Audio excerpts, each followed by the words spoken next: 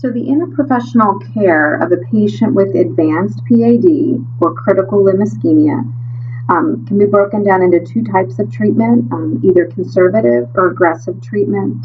So conservative might be if a patient is not a candidate for surgery or a more aggressive invasive procedure.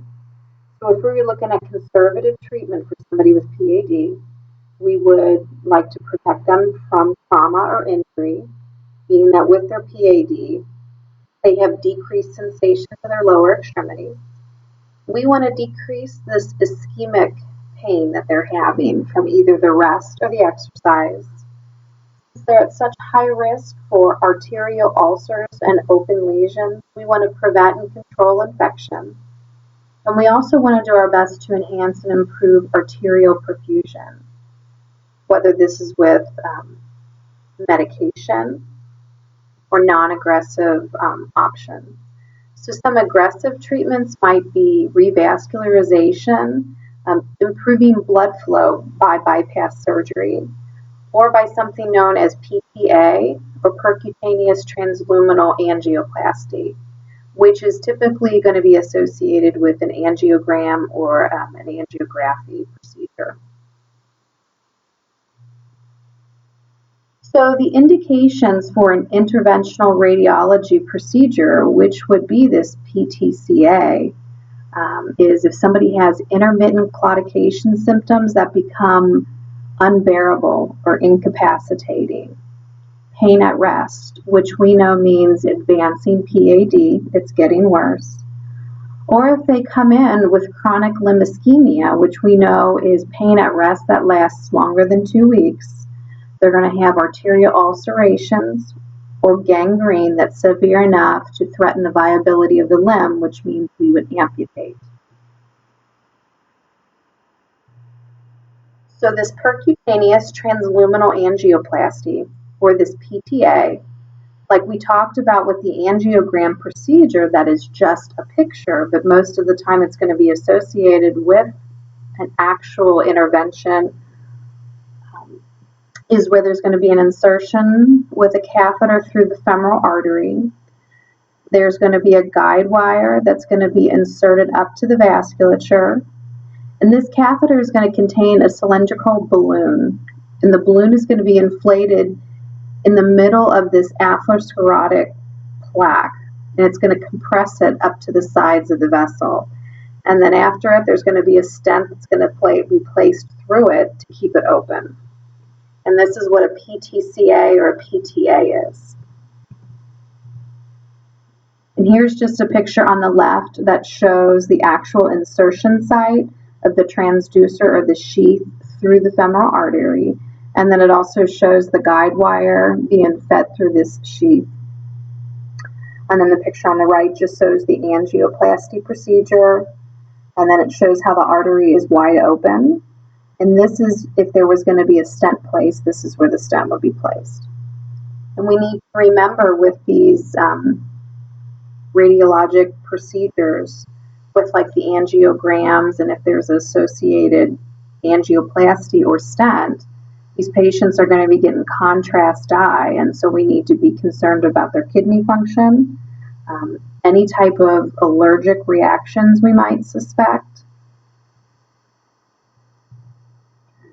And here's more of an actual picture of this type of procedure in either the cath lab or the special cath lab where vascular procedures are done. So some other interventional radiologic procedures might be an atherectomy. So this is where we're actually going to go up still with this guide wire through this sheath, and we're actually just going to remove the plaque. And we could actually maybe cut it away, or we could kind of laser it away.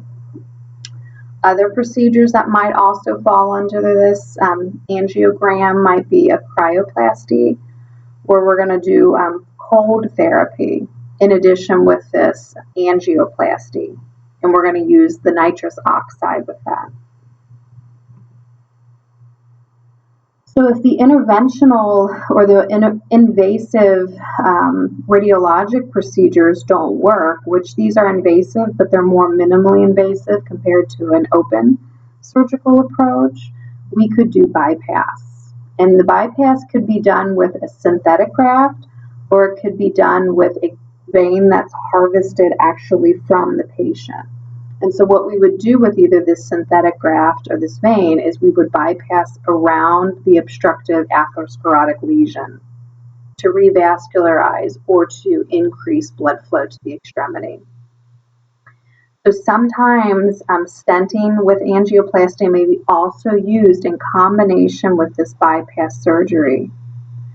Other procedures that we might see is an endarterectomy, which is an open procedure where the physician actually just cuts the patient open at the actual obstructive site, and they clean out the atherosclerotic plaque and they sew back up the vessel.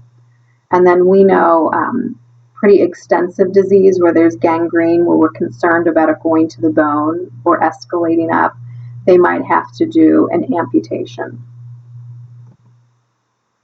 So here's just two examples of how the bypass graft would work. The one on the left is where we would harvest from the native vein of the patient, and then we would turn it around and we would extend it prior and then to after the obstruction to increase blood flow or to revascularize.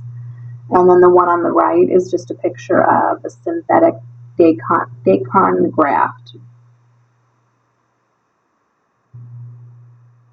So our nursing assessment with our patients with PAD, we're going to look at their prior health history, some of their past medical history, some of the drugs they've been on, and we're also going to look at those manifestations that are key to PAD.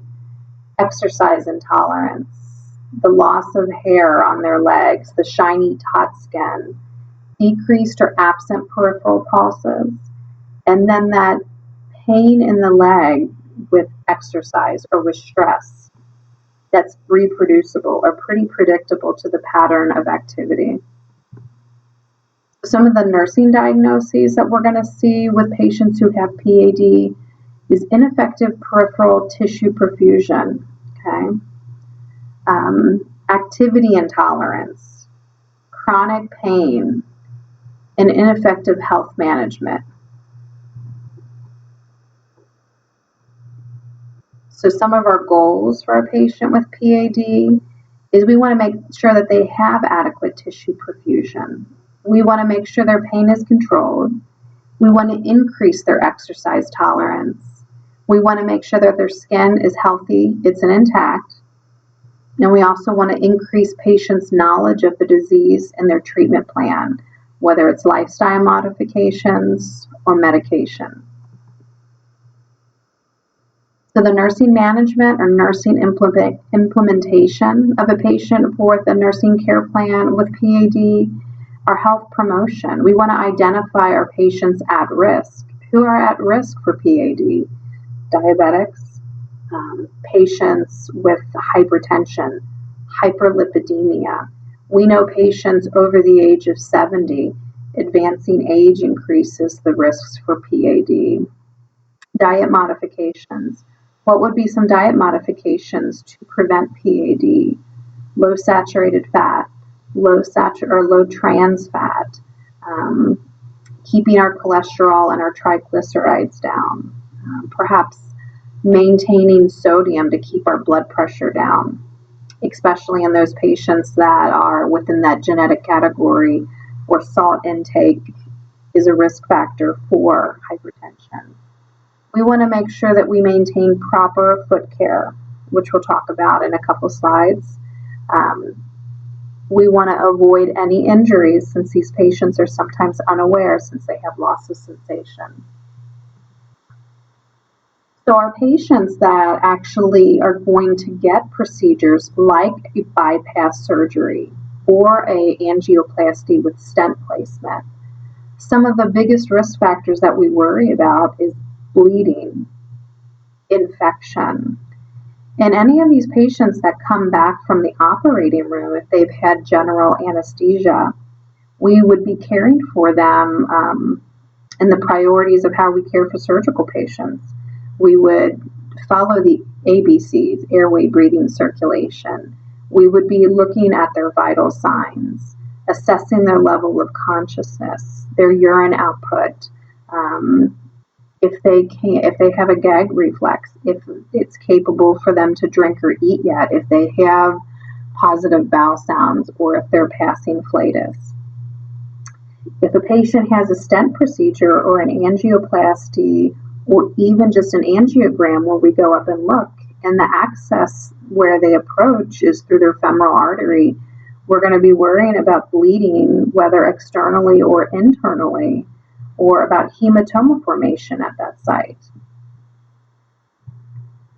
So some of the nursing implementation, if a patient has the PAD and they're in the inpatient hospital, we're going to frequently monitor them, their skin color and temperature. We want to see them pink. We want to see them warm, especially our lower extremities. We want to see that cap refill less than 3 seconds. We don't want to see a prolonged or extended capillary refill. We want to make sure that we maintain peripheral pulses. That's the whole point of them having the procedures. So after their procedure, whether it's bypass surgery or it's stent placement and angioplasty, if the patient had pulses on arrival back from the OR or the cath lab, and now they don't have pulses, this is a medical emergency. We need to notify the MD. We want to make sure that they maintain sensation and movement of the extremity. So recovering too after surgery or after procedure, we want to maintain pain control.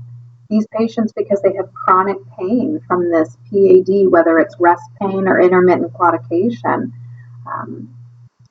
they could have developed a tolerance or a dependence. So managing their pain adequately with medications is going to be challenging.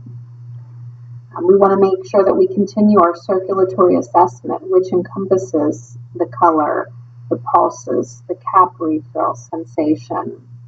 We want to monitor for potential complications, like we said, bleeding, infection, focusing on the ABCs. We want to avoid putting these patients in knee-flexed positions.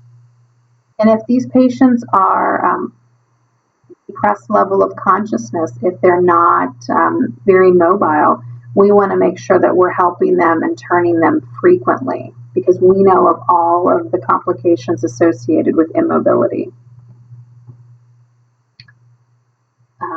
So some things that we might want to do when these patients go home is we want to help them continue to manage their risk factors, their hypertension, tobacco use, and glycemic control. We want to educate them and talk to them about keeping their blood pressure less than 140/90. Tobacco cessation. Okay? We want to make sure that they have some information where they feel supported and they've got support systems in place to keep them from smoking. We want to keep their A1C less than 7. And then we have to anticipate if these patients have bypass surgery or angioplasty with stents, that they're going to be on long-term antiplatelet therapy, like aspirin, Plavix, for almost a whole year. Sometimes they may be on aspirin and Plavix together. Okay, so this will intensify their risks for bleeding, low platelet count. Okay.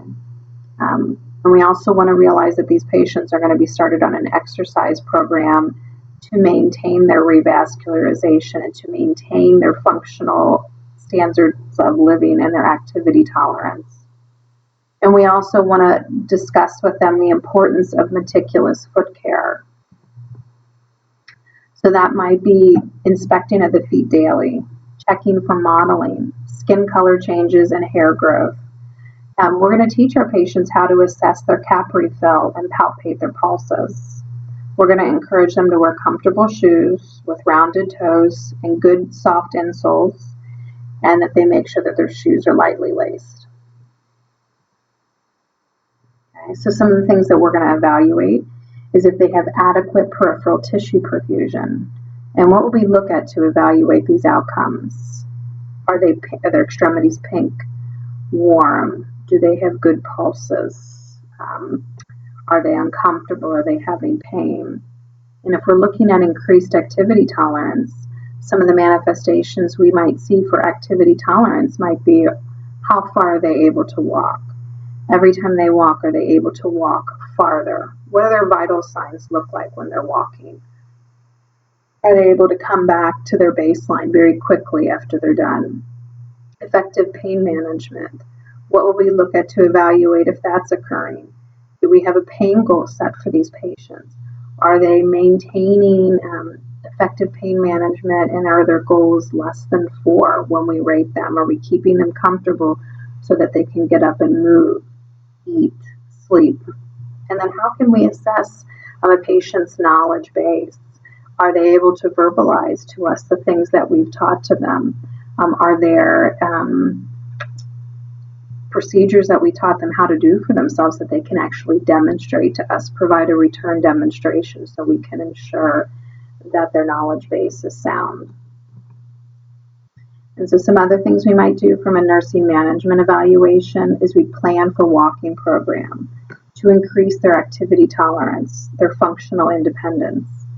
Now you might have them verbalize some key elements of their therapeutic regimen, whether this is regarding their disease process or their the lifestyle modifications or their medications. We might have them talk about their treatment plan, their reduction of risk factors, and proper ulcer prevention and foot care.